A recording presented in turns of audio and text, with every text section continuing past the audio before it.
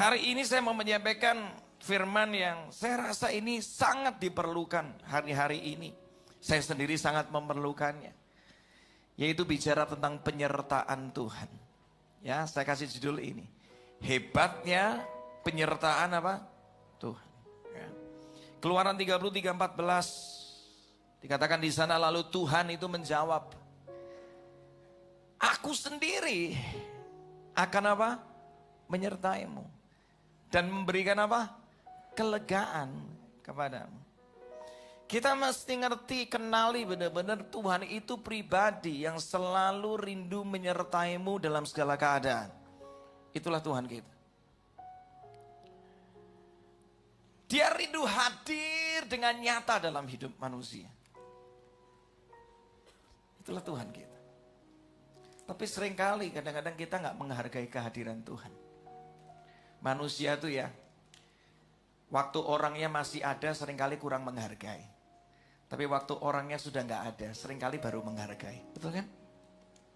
Hari ini, kalau kehadiran Tuhan itu nyata dalam hidup kita, hargai Tuhan. Hargai penyertaannya. Hargai kehadirannya. Amin. Dalam perjanjian lama, Tuhan itu hadir, tetapi dengan kondisi yang terbatas. Dan seringkali hanya orang-orang pilihan tertentu saja yang bisa mengalami penyertaan Tuhan itu secara nyata untuk sebuah tugas tertentu. Dan Tuhan di perjanjian lama ya, dia bisa meninggalkan apabila ada dosa yang dilakukan sama orang tersebut. Kita baca beberapa ayat yang menarik di sini. Kita mesti kenal siapa Tuhan lebih lagi. Hakim-Hakim 16:20. Lalu berserulah perempuan itu, orang Filistin menyergap engkau Simson. Simson ini bermain-main dengan dosa. Dan yang terjadi di sini, maka terjagalah Simson dari tidurnya setelah berkata, seperti yang sudah-sudah, aku akan bebas dan aku akan meronta lepas. Dia merasa dia masih kuat. Tapi ayat berikutnya, kalimat berikutnya dikatakan dengan jelas, tetapi tidaklah diketahuinya bahwa Tuhan telah meninggalkan dia. Dengan kata lain, kalau orang berbuat dosa di zaman perjanjian lama ya, roh Tuhan itu bisa meninggalkan. Dan kalau roh Tuhan sudah meninggalkan, kelar, gak bisa apa-apa. Sangat terbatas. 1 Samuel 16:14 tidak cuma kisah tentang Simson, tapi kisah tentang Raja Saul. Raja Saul seringkali gak taat sama Tuhan. Dan ini yang terjadi, tetapi roh Tuhan telah mundur daripada Saul. Dan sekarang ia diganggu oleh roh jahat yang daripada Tuhan. Artinya gini, kalau orang gak taat, Tuhan mundur dari hidupnya, maka iblis jadi punya kesempatan untuk bekerja dalam hidup seseorang. Ini bicara perjanjian lama dulu. Kita mesti ngerti konsepnya dulu. Ya. Yesaya 63 ayat 10. Di perjanjian lama, karena bangsa Israel nggak taat, mereka seringkali memberontak sama Tuhan. Kita tuliskan di Yesaya 63. Namun mereka, orang Israel itu memberontak terhadap dia, sehingga membuat roh kudusnya itu berduka. Maka Tuhan, yang awalnya Tuhan itu menyertai Israel, justru akhirnya Tuhan berbalik, menyertai musuh mereka, dan dia sendiri memerangi mereka. Orang Israel lupa, kalau mereka bisa menang itu karena penyertaan Tuhan. Dan kalau Tuhan mundur, nge-backup musuhnya, musuhnya yang menang. Lihat. Jadi kita mesti hati-hati. Perjanjian lama menuliskan, orang disertai Tuhan, kalau gak jaga hidup, roh Tuhan bisa meninggalkan dia. Tapi yang menarik, saya baca perjanjian lama, kita belajar, sekalipun Tuhan bisa meninggalkan, namun hati Tuhan itu selalu cepat kembali kepada orang-orang yang mau merendahkan hati dan bertobat. Katakan amin. Itulah Tuhan kita. Amarahnya sekejap, tetapi kemurahannya sepanjang masa. Amin. Itulah Tuhan kita. Ada sebuah kisah di Alkitab, kalau tadi kita baca dari Keluaran 33, ternyata satu pasal sebelumnya, Keluaran 32, ada sebuah kisah yang menarik. Bangsa Israel itu keras kepala sekali. Mereka itu diminta untuk menunggu Musa karena Musa itu lagi naik ke atas gunung Sinai untuk mendapatkan pesan dari Tuhan, petunjuk dari Tuhan. Tetapi karena dianggap Musa terlalu lama, bangsa Israel nggak sabar. Mana nih katanya Musa mau bawa pesan Tuhan kok nggak turun-turun dari atas gunung. Dan akhirnya mereka nggak sabar, mereka membuat sebuah patung, namanya patung anak lembu emas. Dan itu ternyata mendatangkan murka Tuhan. Dan sekalipun Tuhan murka, ketika Musa minta ampun atas bangsanya, dengan cepat hati Tuhan berbalik dan bangsa Israel tidak dibinasakan. Itulah hati Tuhan. Bahkan Keluaran 33, next slide. Setelah bangsa Israel melakukan sesuatu yang mendukakan hati Tuhan, Tuhan pun tetap berkata loh kepada bangsanya melalui Musa. Tuhan berkata kepada Musa, pergilah dari tempat ini bersama umat yang sudah kamu bawa keluar dari negeri Mesir. Lanjutkanlah perjalanan ke negeri yang sudah aku janjikan dengan bersumpah kepada Abraham, Ishak dan Yakub untuk memberikannya kepada keturunan mereka. Aku akan mengutus malaikat itu berjalan di depan kalian dan aku akan mengusir orang-orang Kanaan, Amori, Het, Feris, Hewi dan Yebus. Sekalipun bangsa Israel itu nggak taat sama Tuhan, Tuhan sempat marah. Tetapi Keluaran 33 dilanjutkan dengan perkataan Tuhan yang luar biasa. Mereka tetap dikasih malaikat untuk membuka jalan sehingga mereka bisa masuk ke tanah Kanaan. Apa nggak luar biasa? Janji Tuhan itu melebihi semua kesalahan kita. Itulah hatinya Tuhan. Kasih tepuk tangan dulu buat Tuhan yang luar biasa. Itulah hati Tuhan yang sesungguhnya. Dan ayat 3 dituliskan di sana, pergilah ke negeri yang berlimpah dengan hasil alam itu. Tetapi yang menarik, sekalipun malaikatnya diutus, tapi Tuhan ngomong kayak gini. Tetapi aku tidak akan berjalan bersama kalian. Kalian adalah bangsa yang keras kepala dan tidak taat kepadaku. Jika aku pergi bersama kalian, mungkin saja aku akan marah dan akan membinasakan kalian di jalan. Musa tuh ngerti hatinya Tuhan. Waktu Tuhan ngomong, aku akan kasih kuasa melalui malaikat. Tetapi aku gak bakal menyertai kalian lagi. Musa orang yang dekat sama Tuhan, dia kenal hatinya Tuhan. Karena itu akhirnya di ayat 12, Musa gak mau, cuma minta malaikatnya diutus. Perikopnya ditulis, Musa itu meminta agar Tuhan menyertai. Karena buat apa jalan terbuka bisa masuk Kanaan kalau nggak Tuhan hadir, nggak ada kehidupan di sana, nggak ada kekuatan di sana, nggak ada pengharapan di sana. Tempat yang nikmat kalau nggak bersama orang yang kita kasihi, semuanya jadi nggak nikmat, betul nggak sih? Ya. Dan akhirnya Musa ngomong sama Tuhan, engkau menyuruhku untuk membawa umat ini ke negeri yang engkau janjikan. Tetapi engkau belum memberitahukan kepadaku siapa yang akan engkau utus bersamaku. Namun engkau pernah berkata, Tuhan kau kan pernah ngomong, aku mengenalmu dan aku berkenan kepadamu. Karena itu ya Tuhan, dia minta sama Tuhan Musa, dia minta. Apabila aku nih memang berkenan di matamu, perkenalkanlah dirimu lebih dalam kepadaku. Agar aku dapat semakin mengenal engkau dan terus melakukan yang berkenan kepadamu. Ingatlah bahwa bangsa ini adalah umatmu.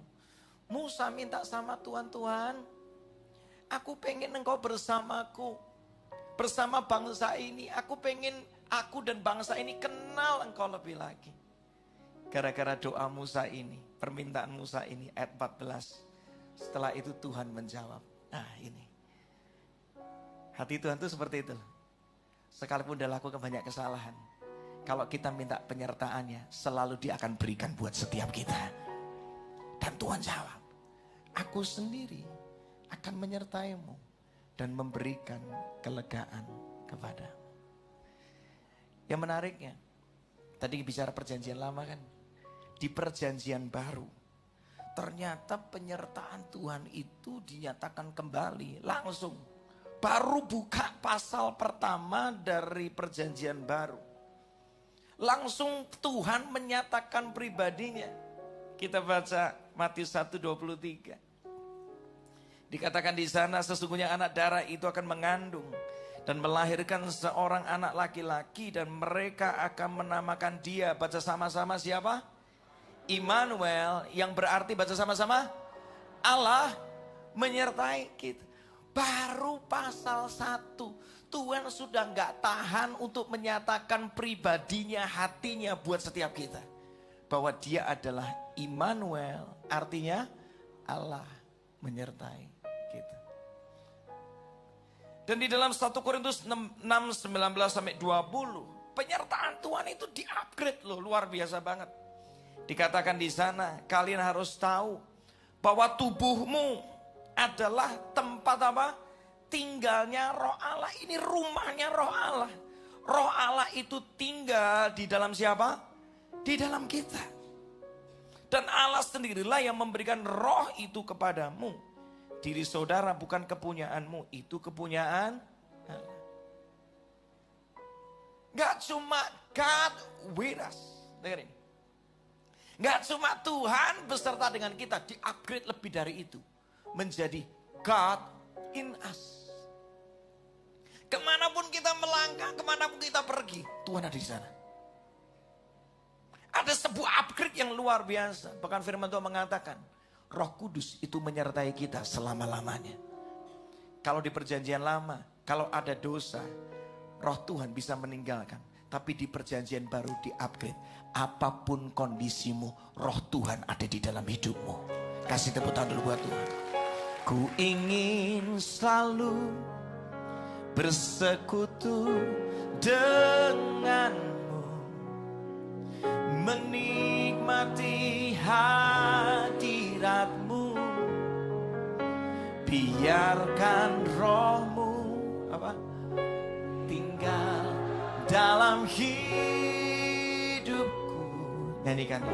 Sungguh indah bersamamu selamanya, selamanya. Satu yang ku rindu, bersekutu denganmu, bawaku lebih lagi tinggal di dalammu, nikmati hadiratmu,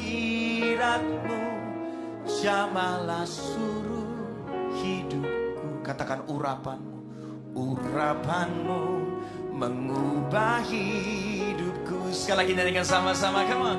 Satu yang ku rindu, bersekutu denganmu, bawaku lebih lagi tinggal di dalammu, nikmati hadiratmu, jamalah suruh hidup. Urapanmu mengubah hidupku, nikmati hadiratmu, nikmati hadiratmu. Katakan yuk, jamalah suruh hidup. Urapanmu mengubah. Minta sama Tuhan sama-sama sekali lagi, nikmati, nikmati hadiratmu, jamalah suruh hidupku. Urapanmu mengubah hidupku. Kasih tepuk tangan bagi dahsyat Tuhan. Apapun kondisimu, apapun kesalahanmu, apapun kegagalanmu, dimanapun kau berada, Roh Tuhan ada di sana dalam hidupmu. Di-upgrade kualitasnya. Makanya rindukan Roh Kudus lebih lagi, katakan amin. Ingini Roh Tuhan lebih lagi hari-hari ini, beneran. Ingini dia lebih lagi. Ada 4 alasan kenapa Tuhan mau menyertai kita setiap waktu dalam segala keadaan. Alasan pertama ini, karena Tuhan sangat mengasihi kita. Itu alasan pertama. Saking cintanya Tuhan sama kita, kemanapun kita pergi, dia kepengen ada di sana. Karena Tuhan tahu, sendiri kau gak bakal sanggup. Tapi bersama dengan Tuhan kita akan lakukan perkara yang besar. Kasih tepuk tangan yang luar biasa buat Tuhan. Kita bahas ayatnya Efesus 2 ayat 13. Tetapi sekarang, di dalam Kristus Yesus, kamu yang dahulu jauh dari penyertaan Tuhan, di perjanjian baru di-upgrade, sudah menjadi apa? Dekat oleh apa? Darah Kristus. Yang dulunya cuma beberapa orang yang bisa ngalamin itu, tetapi sekarang semua orang. Engkau bisa mengalami penyertaan Tuhan yang dahsyat itu. Itu karena Tuhan mengasihi kita. Tanpa kehadiran Tuhan kita gak bakal sanggup. Saya sering kali ngomong ini nih. Jangan coba pisahkan ikan dari air. Ikannya mati. Betul? Jangan coba pisahkan tanaman dari tanah. Tanamannya akan mati. Setuju? Jangan coba pisahkan manusia dari kehadiran Tuhan, kita gak bakal sanggup. Makanya hari ini, kalau Tuhan sudah mau menyatakan penyertaannya, kehadiran dalam hidup kita, ingini Tuhan lebih lagi setiap hari. Ya Tuhan, tiap jam ku memerlukan-Mu. Engkaulah yang memberi, katakan ya, sejahtera penuh setiap jam ya Tuhan. Katakan sama-sama. Di Kau ku perlukan, ku datang Juru Selamat. Berkatilah setiap jam, setiap jam ya Tuhan. Katakan, di Kau ku perlukan, ku datang Juru Selamat. Berkatilah. Merindukan Tuhan jangan cuma seminggu sekali. Katakan amin. Merindukan Tuhan setiap waktu dalam hidupmu. Penyertaannya ada, rindukan Dia untuk selalu bekerja. Yang kedua, kenapa Tuhan mau menyertai kita? Karena Tuhan mau terus menguduskan hidupmu. Yohanes 14, 16, 17. Aku akan minta kepada Bapa, dan Ia akan memberikan kepadamu seorang penolong yang lain, supaya Ia apa? Menyertai kamu kapan? Selama-lamanya. Waktu susah, Roh Kudus menyertai Anda. Waktu engkau lagi sendirian, Roh Kudus menyertaimu. Waktu lagi bingung, Roh Kudus menyertaimu. Waktu engkau lagi cemas, Roh Kudus menyertaimu. Dia menyertai selama-lamanya. Katakan amin. Dunia tidak dapat menerima Dia, sebab dunia tidak melihat Dia dan tidak mengenal Dia. Tetapi kamu mengenal Dia, sebab Ia menyertai kamu dan kamu akan diam di dalam kamu. Roh Kudus, namanya aja Roh Kudus. Artinya roh yang menguduskan. Hati kita ini kalau nggak beres, nggak kudus, nggak suci, bahaya. Ini kalau nggak dikuduskan, bahaya. Semua itu lahirnya dari hati. Kalau hati sudah bermasalah, hidup bermasalah, perkataan bermasalah, keputusan bermasalah. Betul kan? Semua itu lahir dari hati. Dan cuma Roh Kudus yang bisa bersihkan hati kita. Roh Kudus yang bisa singkapkan siapa kita sesungguhnya. Kadang-kadang kita nggak sadar kita udah mulai sombong. Kadang-kadang kita nggak sadar kita udah mulai simpen kebencian itu. Kadang-kadang kita nggak sadar kita udah mulai main hakim sendiri. Mulai iri sama yang lain. Mulai suka nyerang sana sini. Sudah nggak lagi punya kasih. Tapi kalau Roh Kudus menyertai kita, Dia kasih tahu, hatimu gak beres. Pikiranmu gak beres. Sikapmu gak beres, perkataanmu gak beres. Dia selalu datang untuk mencegah sebelum yang buruk itu terjadi dalam hidupmu. Karena Tuhan selalu mau yang terbaik terjadi dalam hidup kita. Amin.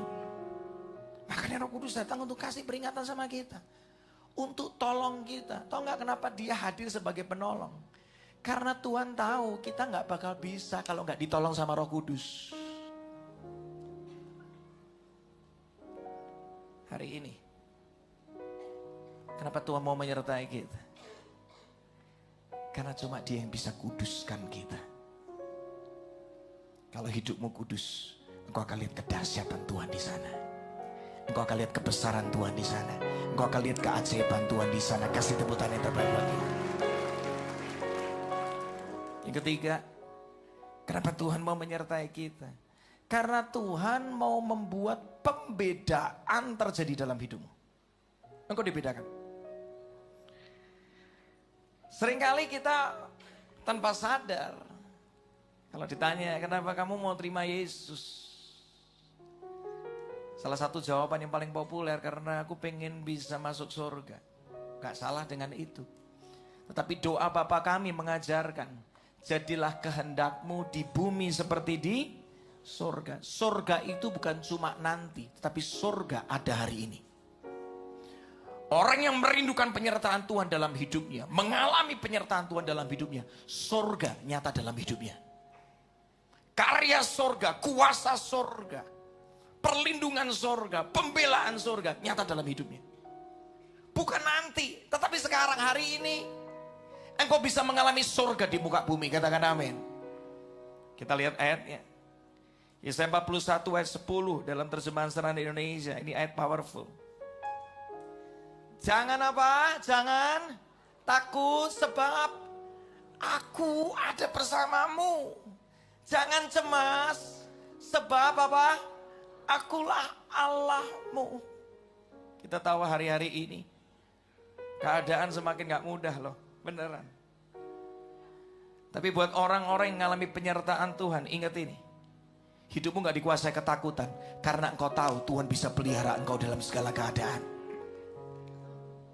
Ada pembedaan yang Tuhan kerjakan. Kekeringan boleh datang, tapi kekhawatiran tidak menguasai kita. Karena kita tahu Tuhan akan membuatmu kuat.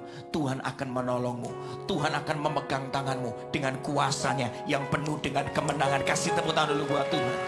Walau 1000 rebah di sisiku. Nyanyikan sama-sama kamu. Kau tetaplah Allah penolongku. Nyanyikan dengan segenap hati kamu. Walau 10.000 rebah takkan ku goyah, takkan ku goyah. Nyanyikan sekali lagi. Nyanyikan sekali lagi sama-sama. Come on. Walau 1000 rebah di sisiku, kau tetaplah Allah penolongku. Walau 10.000 rebah katakan, takkan ku goyah sebab Yesus. Yang percaya katakan amin. Kekeringan boleh datang, tapi pemeliharaan Tuhan juga nyata dalam kita. Kegelapan boleh ada, tapi terang Tuhan akan menyinari langkah hidupmu. Ada pembedaan karena penyertaan Tuhan, karena Tuhan hadir di sana. Makanya berkat terbesar itu adalah Tuhan beserta kita. Itulah berkat terbesar. Mazmur 23 ayat 4. Next slide ya. Sekalipun aku berjalan dalam lembah apa? Kekelaman. Saya mau tanya dulu. Bisa gak hidup kita ini ngalamin namanya lembah kekelaman? Bisa. Lembah yang rasanya suatu tempat yang rasanya udah kayak pengen mati aja. Dalam bahasa aslinya lembah kekelaman itu dipakai kata ini, bahasa Inggrisnya, the valley of death. Tempat di mana tekan begitu besar sampai rasanya pengen mati gitu. Lembah kematian itu. Tapi yang menarik, sekalipun kita bisa berjalan dalam lembah kekelaman, tapi Daud berkata mengajarkan kita, aku tidak takut apa? Bahaya. Kuncinya di kalimat berikutnya, baca sama-sama, sebab apa? Tuhan besertamu. Kalau Tuhan beserta, ada dua yang disediakan di sini. Gadamu dan apa? Tongkatmu, itulah yang menghibur aku. Gembala itu pakai gada untuk melindungi domba-dombanya. Artinya orang yang disertai Tuhan, ada perlindungan Tuhan di sana. Tongkat itu dipakai sama gembala buat nuntun domba-dombanya, buat mengarahkan dombanya ke jalan yang benar. Artinya apa? Orang yang mengalami penyertaan Tuhan selalu ada tuntunan yang terbaik buat hidupnya. Makanya nggak takut bahaya, karena ada kehadiran Sang Gembala yang baik itu di dalam hidup kita. Katakan amin.